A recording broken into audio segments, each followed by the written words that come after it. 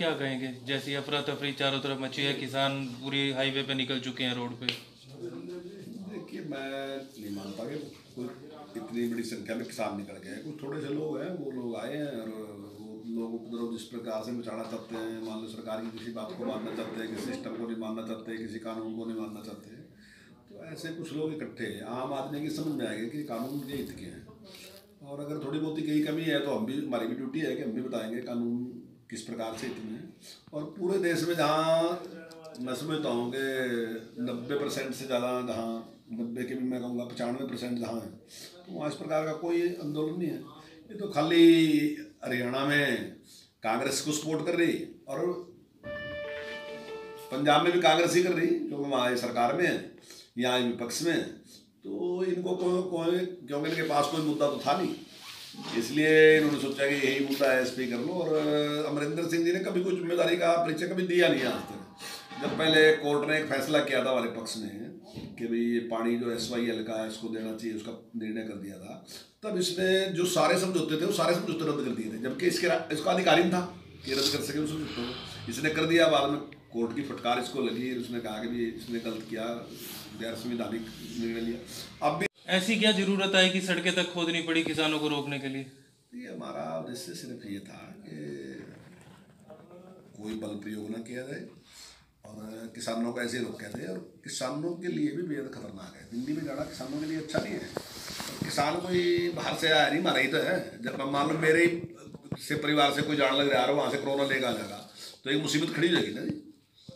ये यहाँ से ड्यूटी है सरकार की है कि इस प्रकार की कोई घटना ना हो। कुछ लोग हैं जो इस तरीके से गैर जिम्मेदारी का परिचय दे, लेकिन सरकार तो नहीं दे सकती है, सरकार की ड्यूटी है। सरकार ने इसलिए प्रयास किया कि नहीं जाना चाहिए।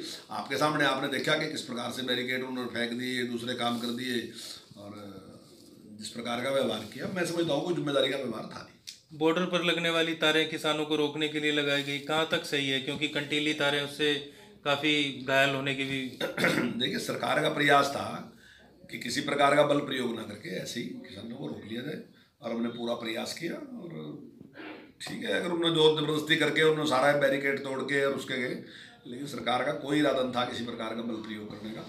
सरकार चाहती थी कि शांतिप्रिय तरीके से, और मैं समझता हूँ कि हमेशा जवाब उसी प्रकार का देना चाहिए। अगर सरकार का पॉजिटिव सोच थी तो इनकी भी ड्यूटी थी कि भी पॉजिटिव बातचीत करते। और जहाँ तक बातचीत की बात है, आपके सामने है कि सरकार बार बार ये कह रही है कि भाई हम बातचीत के लिए तैयार हैं। कभी आज तक जवाब नहीं दिया माननीय कृषि मंत्री जी ने। अब फिर कहा कि अगर किसान बातचीत करना चाहते हैं आए, और हमें समझाया तो दे एक बार कि किसानों को नुकसान क्या होगा। हम मान रहे कि सारा फायदा ही फायदा होगा किसानों को, किसान के हित के लिए ही बनाए। उन्हीं बिलों के ऊपर कांग्रेस ने वोट मांगा कि अगर हमारी सरकार बनेगी तो हम ये कानून लेके आएंगे, और वही कानून हमने बना दिए। और जब हमने बना दिए तो घबराहट शुरू कर दिया। तो ऐसा कुछ नहीं, ये बिल्कुल जो कानून है निश्चित तौर से किसान के जीवन में बड़ा परिवर्तन लगे। आज तक हम एक ही बात कहते थे, मैं भी किसान हूँ, हम एक ही बात कहते थे कि हम फसल लेके जाते हैं तो हमारी फसल की कीमत कोई और लगाता है। सरकार ने हमारी फसल की कीमत लगाई कि भाई ये रेट है, इस रेट पे आपकी फसल बिकेगी। दूसरा आदमी हमारी चीज़ को उछाड़ के कहता था कि भाई इतने पैसे दूंगा। लेकिन पहली बार हमने एक ऐसा परिवर्तन किया कि भाई किसान अपनी चीज़ की कीमत लगाएगा, वो एक अच्छी वैरायटी पैदा करेगा। वो कहेगा देखो भाई गेहूँ है मेरी ऑर्गेनिक है, मैं तो 4500 रुपये दूंगा, मैं तो 5000 रुपये दूंगा, या मेरी दूसरी भी है ऑर्गेनिक नहीं भी है लेकिन मेरी वैरायटी अच्छी है। मैं बाहर जाके कहूँगा कि भाई देखो सरकार का रेट 1950 रुपये है, लेकिन मैं तो 2300 रुपये दूंगा, मेरी गेहूँ अच्छी है। तो वो अपनी चीज़ की अपने आप रेट लगाओगा। अब ये बार बार ये कह रहे कि बाहर भी लागू कर दो। अरे बाहर कौन लेकर जाएगा? जब MSP भी सरकार मंडी में खरीद ही रही तो बाहर कौन लेकर जाएगा? अभी एक साहब जी कह रहे थे, वो सिरसा हैं, वो सरदार जी, वो कह रहे थे मंडियाँ ही खत्म हो जाएंगी। भला मंडी कैसे खत्म हो जाएगी? बोले जी अडानी अंबानी आवेंगे और वो सारी चीज़ खरीद लेंगे, और जब लगातार वो 2-3 साल तक ऐसे ही खरीदते रहेंगे तो उसके बाद अंदर की मंडी समाप्त हो जाएगी। ऐसी कल्पना कैसे हो जाएगी? अब सारी चीज़ को कौन खरीद सका? अब सारी चीज़ वो खरीद लेंगे, आप विचार करके देखो, सारी गेहूँ खरीदेंगे रखेंगे, सारा धान खरीद लेंगे रखेंगे, सारा बाजरा खरीद लेंगे रखेंगे, इतनी व्यवस्था कहाँ से कर देंगे?